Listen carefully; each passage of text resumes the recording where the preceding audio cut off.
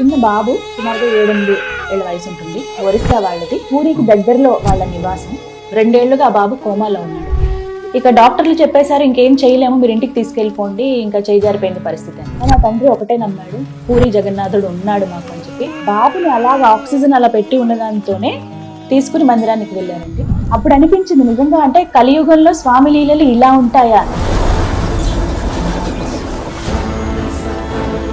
సుఖం వచ్చినప్పుడు, నాకు ఆనందం వచ్చినప్పుడు ఎప్పుడైతే నువ్వు దేవుడా నీ యొక్క దయ వల్ల నాకు ఇది వచ్చింది అని మనం స్మరించట్లేదు, ఈ రెండు ఇచ్చేవాడు భగవంతుడు. ఈ రెండిటి నుంచి మనల్ని కాపాడుతూ ముందుకు నడిపించేవాడు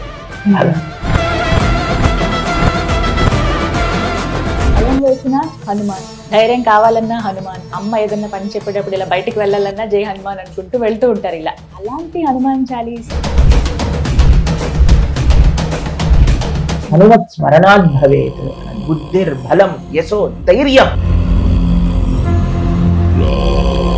గోదా అమ్మవారిని ప్రేమించుకోవాలని, అమ్మలాగా రంగనాథుడిని ఆరాధించాలని చాలా మంది కోరిక.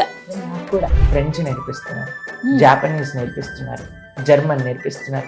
నేర్చుకోవట్లేదండి పిల్లలు. కొరియన్ సిరీస్ చూస్తున్నారు. ఎందుకు చూస్తున్నారు? మన భాషన, మన తిండా, మన వ్యక్తియా కాదే. అందరు ఇలా ఇలా అంటారు తెలుసా ఈ రోజులలో. తెలుసా మీకు? కొరియన్ హార్ట్ అంటారు దీన్ని, తెలుసా? ఇవన్నీ చేస్తున్నారు కదండి మన.